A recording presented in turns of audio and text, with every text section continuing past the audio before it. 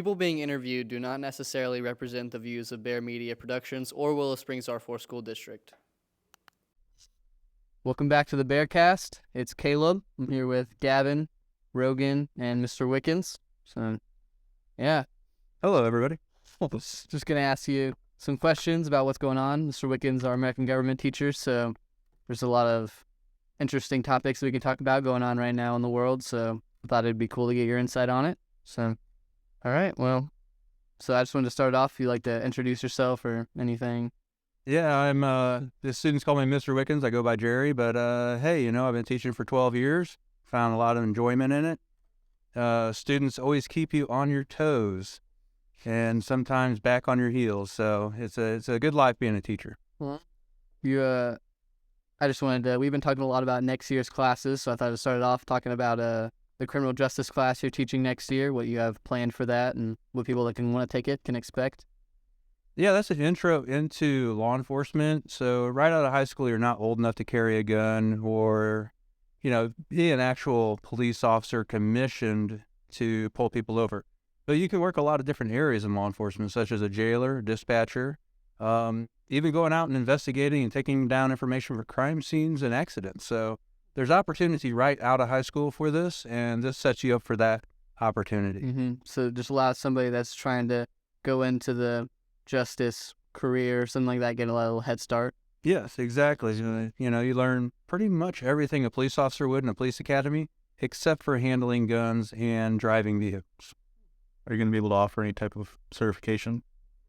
Certification, I believe there's 20, maybe 22, 24 college credit hours that you get with the 2-year program, because it is 3 hours every day for 2 years. So it's a Crim 1, and or I should say a Criminal Justice 1 class and a Criminal Justice 2 class. So the certification, not really. I wish they did, but no. All right. You guys want to hear? Okay. Tell us a little bit about the Chinese spy balloon situation.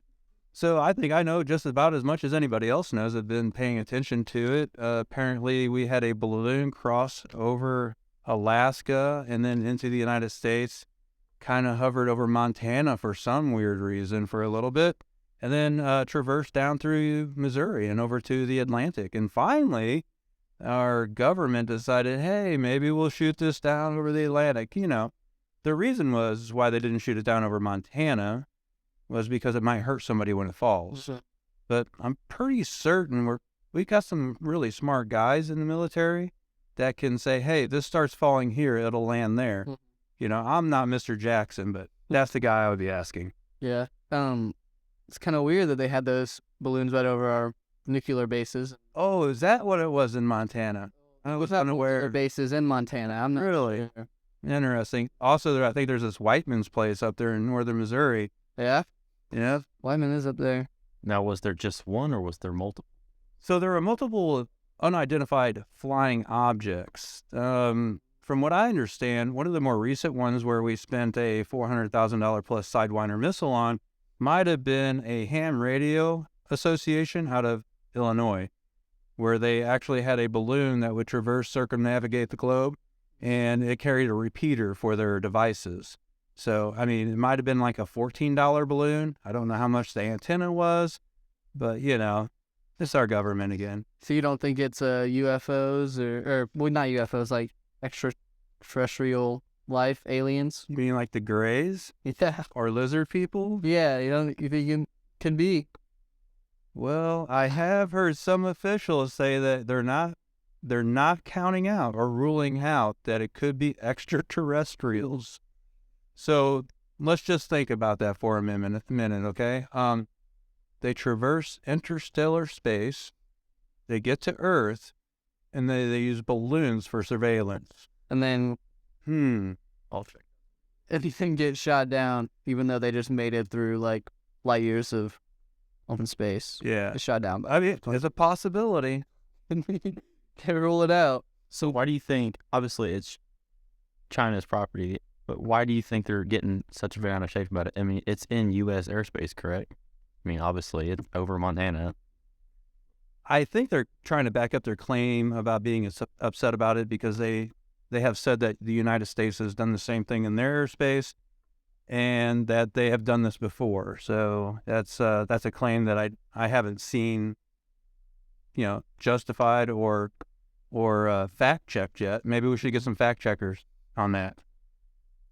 Yeah, I was going to say But we've shot down multiple like UFOs though, like circular, unsure how they're floating UFOs. We had the one over Alaska, Lake Huron, or I don't know, I think that's how you pronounce it. And then we shot down one over Canada after Trudeau gave us permission or told us to. So do you think, those are maybe other countries or do you think it's another country instead of aliens? Yeah, I don't think it's extraterrestrial. Yeah, definitely not. But like, do you think it's other countries trying to spy? Again, that one appeared to have been from a ham radio association. So that was a civilian aircraft. So it's right now I don't know, honestly. Because I remember when they said they were chasing the one over Lake Huron that they shot down. They were chasing it over multiple like states. They were shutting down airspaces over multiple places for the F-22s to fly and chase it down. So I'm just not sure, like, maybe that I believe the other thing about that one was it was a low altitude that was actually in the altitude where our commercial jets would have been flying.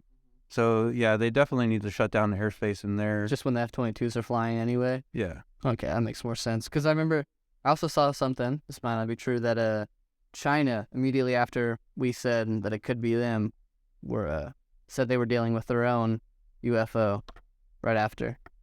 So, Interesting. yeah, I don't know. It's a weird... So keep in mind what UFO really means. An unidentified flying object. Yeah, so it could be anything. I'm just thought it was a little funny if it was China spying on us right after we call them out on maybe spying on us. They said they were dealing with the situation on their own. So, I don't know. Just something to think about. Absolutely. Kind of didn't make much sense, but... So, I want to talk about this also. So, as, technology's getting a lot better, we're seeing, like, memes and stuff like that of, like, presidential figures and, like, influential figures, like, voices, and it's, like, perfectly, like, you couldn't even tell the difference if you were listening. Like, how will we know what's real and what's not in the future? Yeah, so this is a new stage of propaganda. Now, the extremely well put together deep fakes, using somebody's voice to impose somebody else's words as their own, and then also to put their face on somebody else's face digitally. It is going to be more difficult as we traverse into the future on what we can believe and what we can't believe. So I would always suggest when you hear something or see something, go back by backing it up, see where the source came from, see who benefits from that particular source, and then try to get firsthand accounts. So, find somebody that has been there, that was there, that witnessed it. But I feel we live in a knee-jerk society where if it offends your emotions or your beliefs, you're going to automatically go with something that's more of an anchor bias, something you already believe in. So definitely double check the facts or the source of the facts, the source of the whether it be a video or a radio broadcast or even a newspaper article. Mm-hmm. You just a bit all time. hit it everyone's one. I'll hit the Russian versus Ukraine one. What will we see an end, and if not, what will it develop into? Something bigger, or what do we expect to see from that in Europe? Well, honestly, I was surprised to see it last this long. So there must be a motive to why it's lasting so long. When this started to happen, I actually called it within a week of when Russia would invade Ukraine. And I called this about 6 months ahead of the invasion. And that's because at that time I was really paying attention to the news, and you could see people building up to start the invasion. My surprise is the fact that a country like Russia, with what they supposedly have at their disposal, taking this long, that makes me think that there's a reason it's taking this long. And it might have to do with economics and resources. So when you look at something like this, you need to look and see who benefits. So who do you guys think is actually benefiting from Russia taking a long time to take over Ukraine? I'm ready for that. Good question. Well, let me give you a for instance. You need to look at who's playing both sides. So what countries do you think might be playing both sides? India. India's a good one. They're profiting off of this. Pakistan's playing both sides. Pakistan's actually selling missiles to Ukraine and buying cheap energy from Moscow. So they're definitely playing both sides. Who else is the big one in the area? China. China's profiting off of this in many ways. Who's actually spending a lot of money on it? That's the other thing we need to ask. Not only who's profiting, but who's going bankrupt. Yeah, the United States. The other thing you want to look at is who's building up their military. So Germany has increased their military budget. The United States, who was spending roughly $700 billion on military industrial complex, is now spending $1.09 trillion. That's a big jump. And, Eisenhower's the one that warned us, the citizens, in his farewell, dyslexia taking over, farewell speech, that, you got to be careful of that military industrial complex, because war is profitable, and not everything needs to be settled with war, basically. So be careful of that. So when you look at this, you look at things like steel and ore, copper, aluminum, nickel, oil, gas, agriculture, and ammunition, such as the military industrial complex. Look at who's profiting off of the steel and ore. The main beneficiaries, China and Turkey. Off of copper, the main beneficiary, again, is going to be China, Chile, Indonesia.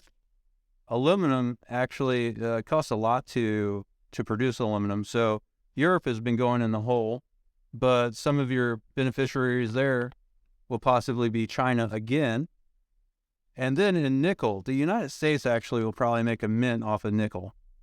North America, 6 out of 10 attractive products are located in North America. So we're looking at America making good money off of nickel, but then Russia is going to make money off of their oil and gas. And after that, you have military and industrial complex such as the United States making money. And then, of course, any other country that has a good output of grain, those prices are going to go up too, because Ukraine and Russia taken out of the situation. I think they were up to 60% of the global market. Close.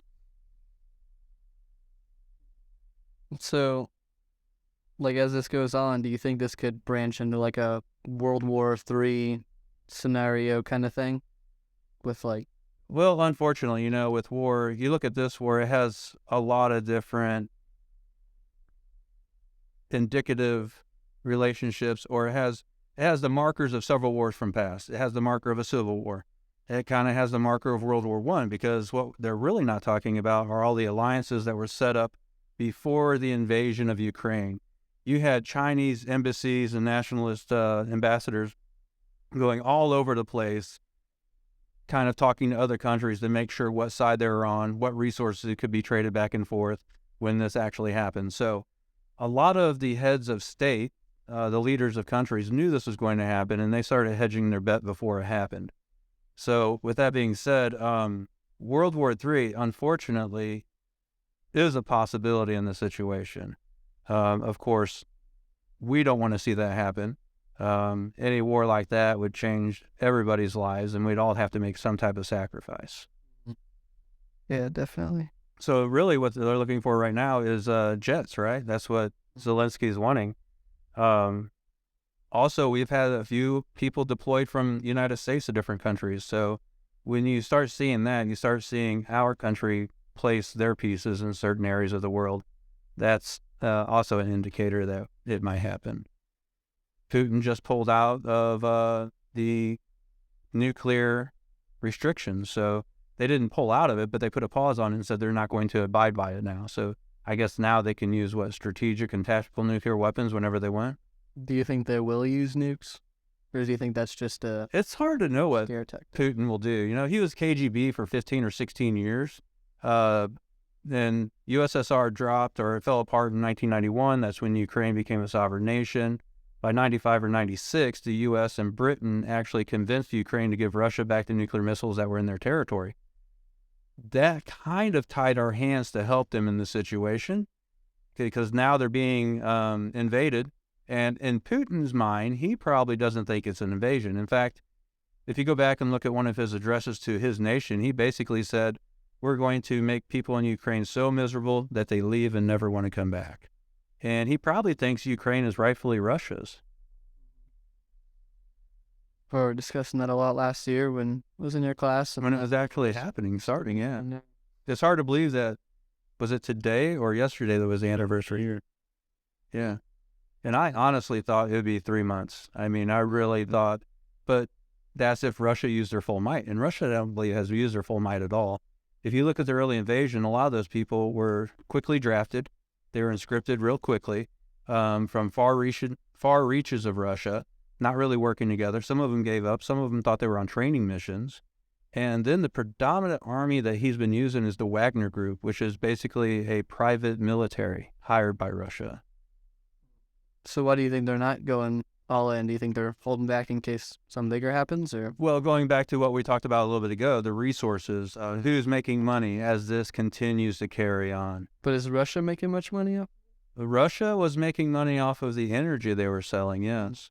And then also think about Russia. Russia may not necessarily want to make a profit. What do they want to gain? Ukraine? They want to gain their land back. That's right. And that's why they're already looking at Moldova, too. Yeah, they were doing that. So, anything else you guys want to elaborate on this topic? No, I saw something where multiple countries, including the U.S., are sending tanks to aid Ukraine. So, Yep. do you have any? Yeah, we sent tanks. Germany was not going to send tanks unless we sent tanks, and we did, and they did. So the next thing they're looking for, again, is the Air Force. They're looking for some type of defense and offense in the air. To kind of take it one step further with your question about World War III, this may be dragging on so that China can build a scenario or a strategic advancement on Taiwan. So they're seeing how we're reacting with Putin going into Ukraine. China may be sitting back and saying, hey, how do we do this to get Taiwan back? Because China feels the same way about Taiwan as Putin probably feels about Ukraine. Yeah, I have on here on our little note thing that, like, to mention that we are actually sending troops to Taiwan. Not a ton of them, but 100 to 200. Yeah, and that's typically troops to train other troops in their country, right? Mm. When you get that kind of amount. Well, I didn't know that. Yeah, you're looking at, we spend some type of special forces or a regiment to train other military units of another country. You don't think that's for us to help defend, or do you think we'll help them as well? When We're supposed to, according to pacts that we've made with them. So, anything else you guys want to talk about wars? Because if we move on from that, Wars and rumors of wars. who can we expect to run in 2024? The Democratic Party has already become kind of cannibalistic. They do not want Joe Biden to run again. You can see that when they start putting other people out there. Their stance is they want the young bloods to take over. So those really far left, progressive thinking Democrats, they're the ones that want to take the front and center stage. It's hard to tell with the Democrats right now. Hakeem Jeffries maybe, but I think he's going to want the House. He's going to want the Democrats to take the House back so he can be voted in as Speaker. Yeah, that's a hard one. The Democrats are really a hard one to pick right now. Republicans, that's also a hard one. You can see where some of the media is trying to push DeSantis over Trump, but then you still have your Trumpers out there that want him back in office. And you can see that the Democrats don't want him back in office because they keep trying to impeach him. I think he sneezed last week, and they're trying to impeach him on that. Like, oh, he sneezed, he's got COVID. Wait, is that still a thing? Do we talk about COVID? Not at all. I was talking to my dad about that the other day. I have not heard anybody talk about COVID in the last. All right. What about the vaccines? Is that a thing? Anybody talking about that? I wonder why. I think it just went away. It just went away. Okay. So, no, it's really hard to tell right now. And of course, we're well over a year out. But you can see they're jockeying for position. They're trying to get those big donors in and see who will pay for their campaign. I think we see a lot of Trumpers in this area. Do you think he would run again? I know people want. Oh, he's running right now, right? He's campaigning. Really? I think he's actively campaigning. Yeah. DeSantis isn't actively campaigning for president, but he has been out on a trail and he's gone to different places. And I think he's really trying to sell his state, which there are, I think the number was 1,000 people a day are moving to Florida. I mean, that's a lot of people. So in the next census in 10 years or 9 years, I guess now or so, Florida might gain a representative in the House. So you think between Trump and DeSantis, if that's who it came down to, who do you think would get the Republican? I think if those two are actually smart, I'm sorry, did that come out, Ross? I think if those two were politically engaged to really defeat the Democrats, Trump would relocate his residence to either New York or New Jersey, and they'd run on the same ticket with DeSantis as vice president. Because Trump already has he still has that momentum. I know the media is trying to spin like he doesn't, but you can look around, not just in our area, but any other area outside of a metropolitan or city. I mean, Trump still has a lot of support. This could go back to when Trump was originally running in 2016. If he would have not gotten the Republican nomination, he would have ran as an independent and it would have fractured the Republican Party, and Hillary Clinton would have been our president. With that being said, we can probably look at this as a potential that the media is trying to fracture the Republican Party by putting Trump against DeSantis. But really, DeSantis is a firecracker right now because of what he's doing for Florida as a governor, and people are trying to relate that and translate that to a president.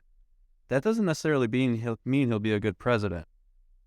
He could be a good president, but that doesn't necessarily mean he would be a good president. Mm-hmm.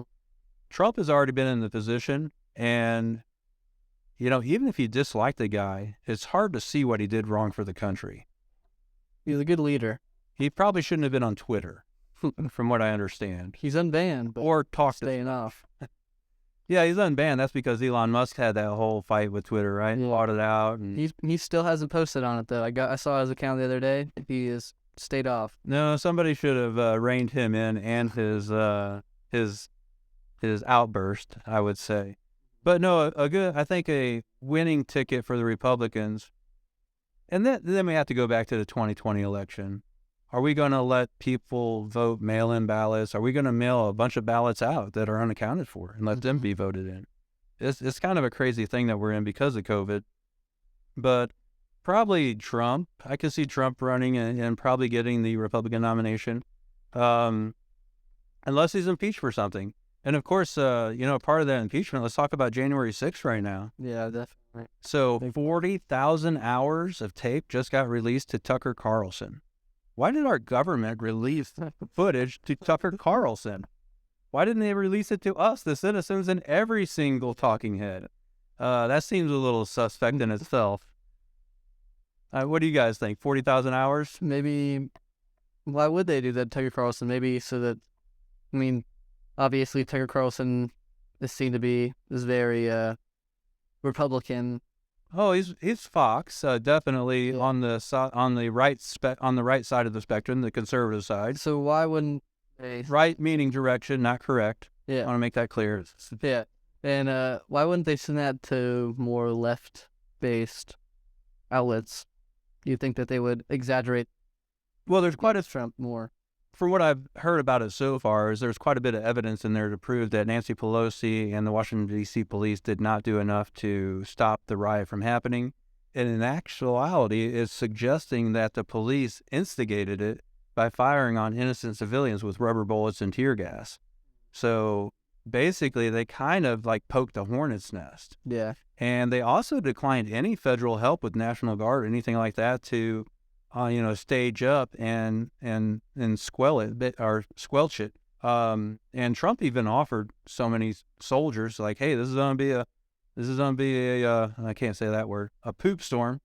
We better get ready for it, right? Mm-hmm. So I think the evidence is coming out, and that's probably why they sent it to Tucker, because Tucker's going to exacerbate the situation. He's going to he's going to throw gas on the fire, and his media base, the people that listen to him, are going to lap it up. Yeah. I mean, we can see that Trump tweeted on January 6th. It's still a public tweet. Do you think that he incited violence on the White House that day with his... You think he's the reason, I guess, that... Well, and if I thought that, then I would have something in my mind that even January 6th couldn't get out, right? The committee, because the committee doesn't have anything to charge him on it. If they thought he did that, they would have charged him and impeached him. It seems like that's the one thing that everybody kind of... The number one reason people are against Trump right now is... Well, as citizens, we cannot tuck our tails and not walk up to Washington and tell them how we think. And that's what he was telling them to do.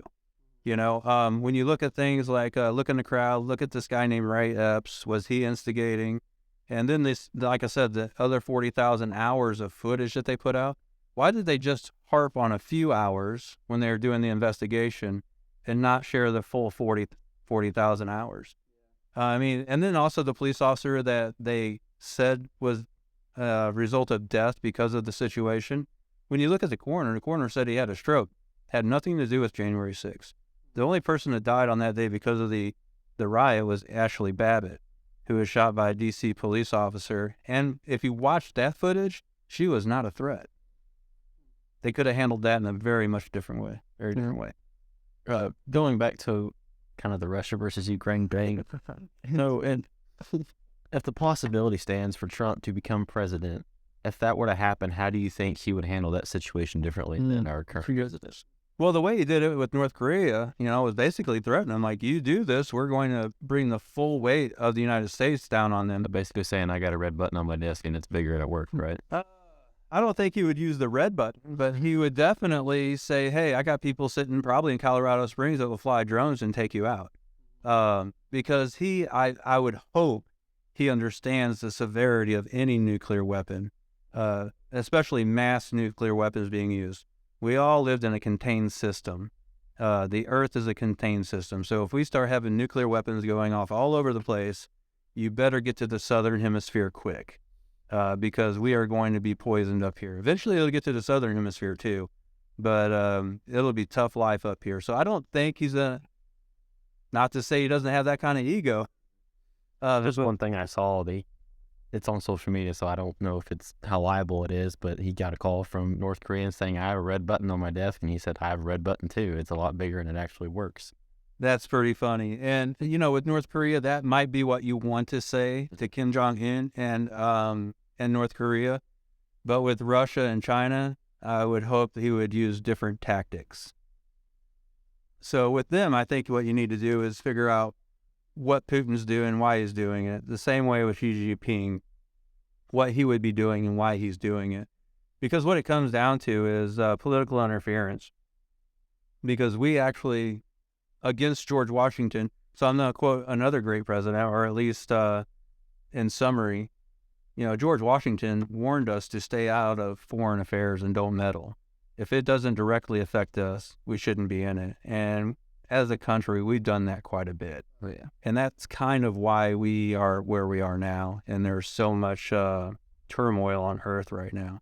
So, hopefully he would be wiser than that and use some strategic weaponry or even diplomacy. Hey, why not settle wars with talking and saying, okay, you're right. Swallow your pride and say, you're right. We shouldn't have meddled back in 91, 96, or whenever it was. And let's fix this without killing. Yeah, I feel like when he said it's North Korea kind of realized, he's serious. The United States is one of the superpowers on Earth, and they'd stomp us if they want to. But I feel like if they did that with Russia or China, it'd be, they're kind of on a more even playing field and realize nobody's going to win. So why start that up and become a tactical approach? Yeah, and North Korea, that's what I'm saying. You could probably bully North Korea more than you could China or Russia, because, at the time they were having difficulties firing missiles, but here lately they've been firing them again, right? Mm-hmm. Kind of testing them out. I saw this is a long time ago. I was probably in like 8th grade, but I'm remembering now about how Russia has this like fail system where if the system like feels some kind of bomb or missile or something. What is it? Yeah, it detects something like that, and it automatically fires some of their missiles or something like that. Do you know anything about that? I thought it was an old system. You know, they probably have something like that, but what we have done now, the United States and Russia, you know, we have submarines. I think, didn't Russia just launch one called Poseidon? I think I did see something about that. Like the largest submarine in the world that will fire nuclear missiles. So that's, you know, I think that's where their defense, their last resort defense lies now, is probably in the ocean. And I know we have a couple subs like that. Now they do too. And, you know, they just kind of, I guess, I don't know. I'm not in the Navy, but I'm certain they probably go around just in case, you know, everything up here is dead. Let's kill some more. That's sad, isn't it? That is really sad. So we're at the point where, like, somebody launches a nuclear missile, the whole world's probably going to just blow up. Yeah. And when I was talking about this looking like other wars, World War I, I know you guys learned this in Mr. Knapp's class, right? And alliances. And then the dominoes fell. Yeah, you know, you can kind of see that with this too.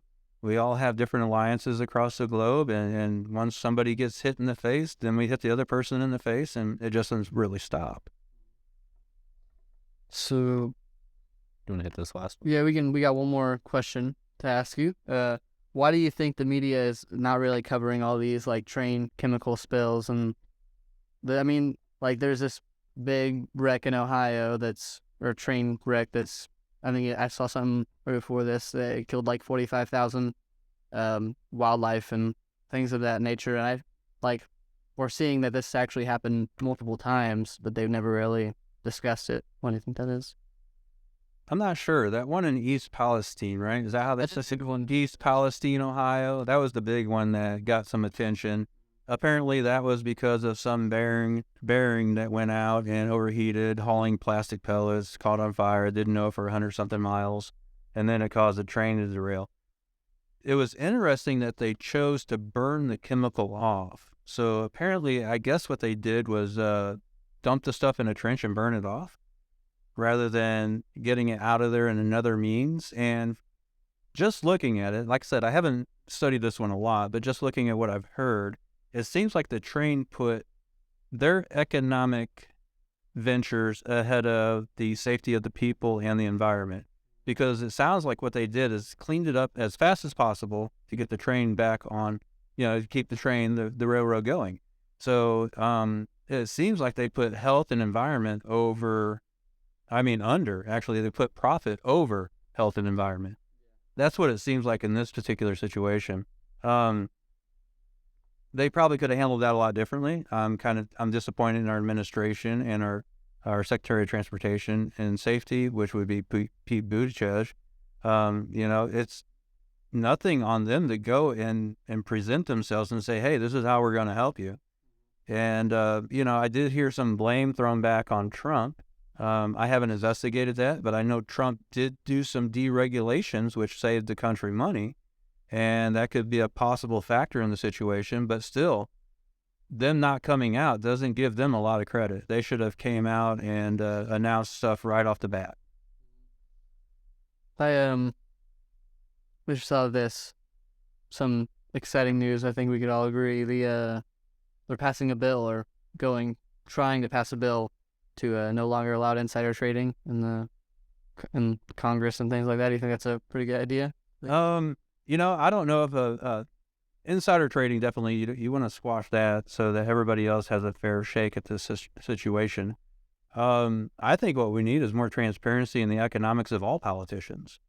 So how do you make $175,000 a year for 10 or 20 years, and then all of a sudden you have $5 or $6 million plus several houses and yachts and stuff like that? I mean, that right there, I want to know that mathematical magic. You see the memes about Nancy Pelosi being like, oh, yeah. and What is she, like 98% correct on all stock? Thing like that? so she predicts. So, yeah, you know, first of all, more laws are being broken now, right? No, yeah. And people get away with it. They find ways around it. So I think what we need really is more transparency on our politicians, and, you know, and to actually know what their finances is. Because on the presidents, what they do is they want to know their finances, right? Show us your finances. Show us your finances. Well, hey, why not all politicians every year? Show us your finances. Yeah, that would be a good option.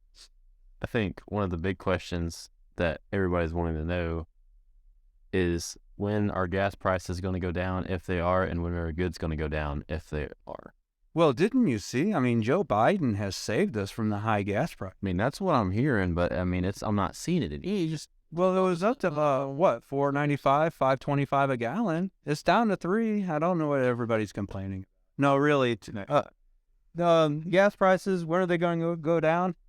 That's, who knows? I mean, right now, with times of war, you're not really going to see a drop in fuel prices because it takes energy to continue war. So, yeah, we probably won't see a drop in stuff like this until after the conflicts are done. What was the main reason under Trump that gas prices so low? What did he do to knock gas prices down? So basically, I believe what he did was take some of those trade deals that Obama made and started leveling the playing field. And he opened up some ideas. What was it? The shale oil out of Canada. He started opening up those pipelines and other places to drill. So we have plenty of energy here. But when you start looking at it globally, certain nations have to have that energy at a certain price so that they continue to profit. Yeah. So it's that's a real hard one to estimate or even call at this period of time because of all the conflicts in the world. I think the solution is to just take the rest of our Federal Reserve of oil and use it all. Kind of like extraterrestrials. The other solution might be electric vehicles. Just kidding. Electric vehicles have been proven to actually cost more energy to make and run than they are worth. Now, is it to say we shouldn't keep investing in the technology? We should keep investing in the technology because eventually we might get it right. But we shouldn't force people to use electric cars because that's just what that's really doing is just shifting industry. It's shifting money from one industry to another and making certain people rich and making other people kind of, bide their time a little. We're all seniors, so our first speech was, do we think electric cars, like the benefits outweigh the harms? And I think, I'd say 90% of students did that they were worse than they are. They do more bad than good, right now anyway. Yeah, once you look into the actual cost of it, the mining, the pollution that the mines cost, my goodness, everything down to the tires. You need better tires that cost more to manufacture because regular tires won't last as long. The car's a little bit heavier. It drives and takes off a little bit differently. I mean, there's all sorts of things that make electric cars horrible right now. But we should still invest in the science of it, not necessarily say, hey, you have to have an electric car by 2025. Do you really see a long-term solution there to pollution? And do you think that they're long-term? Do you think they'll be the main source of transportation in the U.S.? Long-term? Yeah, I don't see why not. I mean, we just have to overcome the technological and scientific hurdles that are in front of us right now, whether that be battery life or getting away from batteries and trying to figure out a solar option, but that's been in the works for a long time too. It has seen improvements, but nothing drastic enough to give us all an electric car. I have a lot of hopes, and again, this comes from my childhood watching Jetsons. I still want my flying car. Come on, I want my flying. You guys need to get on that. You were showing us that video of the drone, like the one single person drones. Yeah, and those have come a lot further just in the last year. There's actually 3 or 4 companies now that have like a quad setup where they have 4 propellers and you sit on it kind of like a quad runner. And they're pretty neat. Neat. I'm sure they're very cheap, but affordable for all. I think the last one I looked at was about $45,000. Pocket change, yeah. Oh, sure, yeah, of course. Back to my question from earlier, do you think it is happening on purpose that everything's going up and making people rely on the government more than themselves? So, yeah, you can see certain presidents that had ideologies of protecting the middle class and, getting that middle class to be strong. And, at a certain point, it only took one income. Now we're looking at 2, 3 incomes for a middle-class family to survive.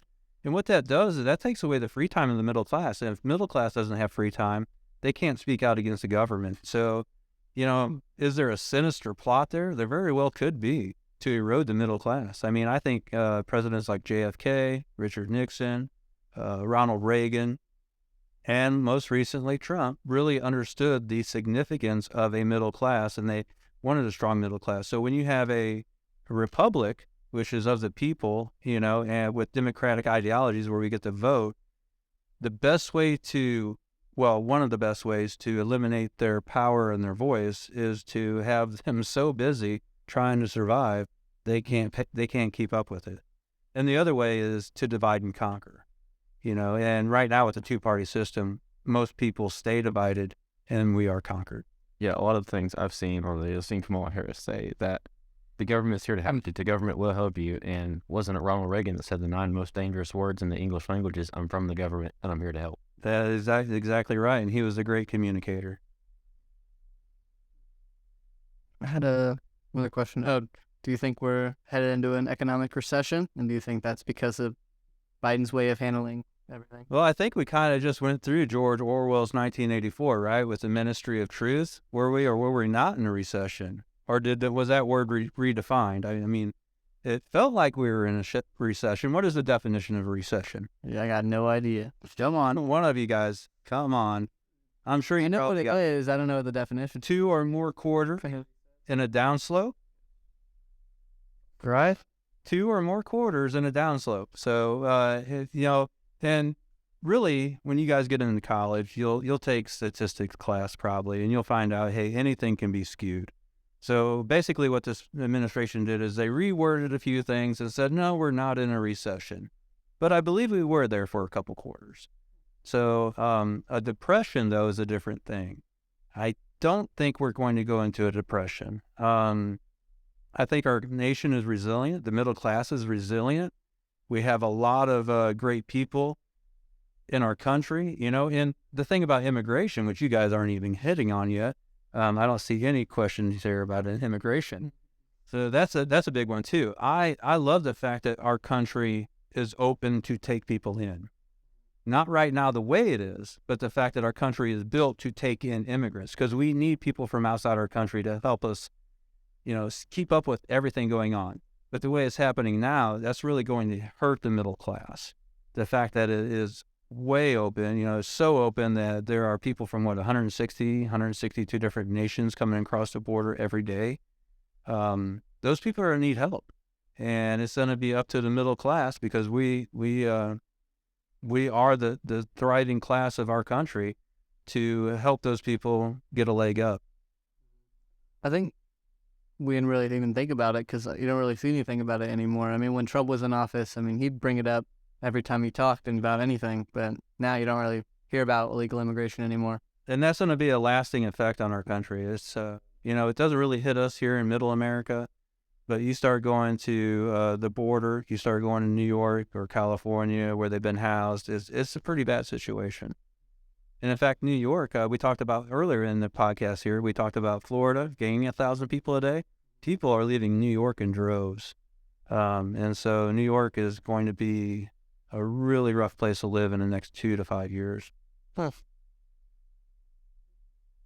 I mean, it's kind of just a fun little thing I saw is when you think of different countries like China, Russia, you think of certain type of people. And I saw this thing the other day. It's like when you think of an American, what do you think of? Because everybody just came here. Like it's a mix. Tell me if I'm wrong. Oh, we're a melting pot. So absolutely, just thrown all in there. I just saw it. So what do I think of when I think of an American? Oh, I think of, you know, all different skin colors, all different accents and languages. You know what, gosh, was it, I might get this name wrong. Sorry if I do. Tocqueville, when he first came to America, what he saw was ingenuity. He saw hardworking people that had promise of their future because of the way the government was set up. The fact that you had a capitalist society, which capitalism can be bad, but it gives the individual hope who's coming from nothing. Like if I use my hands, I use my knowledge, and I use my hard work, and I just persevere every day and work, I will gain something. And that's what I think of when I think of an American. You know, you don't have to be white, you don't have to be black, you don't have to be a shade of brown. You just have to be a person that believes in the Constitution of the United States and believes everybody has those same rights. It does not matter where you come from once you get here legally. Do you think the ideals that were instated in the Constitution are slowly fading away? With some, they're under attack. I mean, that's why you have states like Missouri and states like Florida. Missouri, I believe we just passed SAPA, the Second Amendment Protection Act. And I think here pretty soon, this current president may grant amnesties to a lot of these. It's not even politically correct to say anymore. These illegal immigrants may get amnesty so that eventually they can vote. So yeah, you can see a lot of this under attack right now. Do you think? Okay, so if you did grant all of them amnesty, wouldn't that just kind of skew the entire election? You think that's why they're doing it? Well, there's no guarantee they're going to vote one way or another. I mean, you can look at them and maybe assume they'll vote a certain way because a certain party let them into the country. Yeah, that's what I was per se. But I think what we're seeing is probably a change a little bit. It has happened so fast and it has gone a certain way for a while that people are realizing if it doesn't stop, then there will be a significant change in the socioeconomic status of United States citizens. I was going to ask, so we talked earlier about who you think's going to run 2024 stuff, and we're talking about presidents here quite a bit. But who do you want to see? I know you're a big third party type of guy, but is there like a particular name or a particular party? Unfortunately, third party, I don't know in our lifetime will ever get to the presidency because it kind of is a rigged system for the two parties when you talk about the FEC. I want somebody to run and tell us what they're going to do on the campaign, and when they get in office, do it. And I think that's how Trump got in the office. We had been for so long listening to politicians make promise and not follow through, and they always pass the buck, and that's another president we could get into. But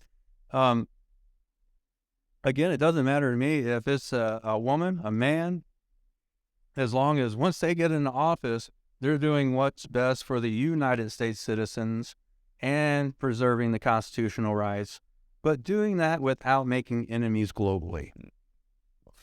Talked to you a little bit about it before we got on the podcast, and I want you to share your views over the gender identity thing we talked about before class being caught at a young age, or the law in Missouri is trying to pass. I'm not real sure on that. Okay, so I haven't looked a lot into the law, but basically I believe what I've seen, the General Assembly of Missouri is trying to take what has been monikered as the Don't Say Gay bill in Florida, and they're taking it a little bit further.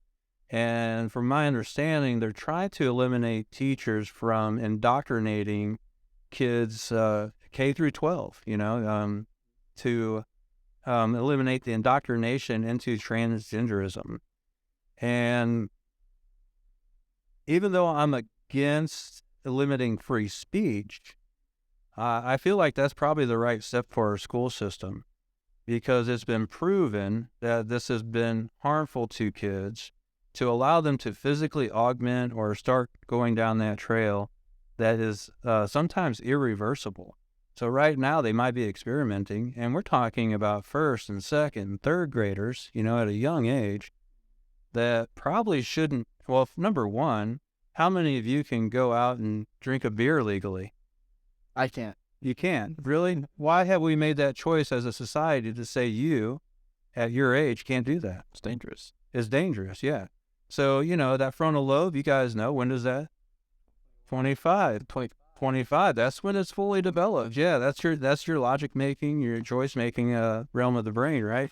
So we have one side of our science saying, hey, these 5 and 6, 8, 10-year-olds should be able to make this decision.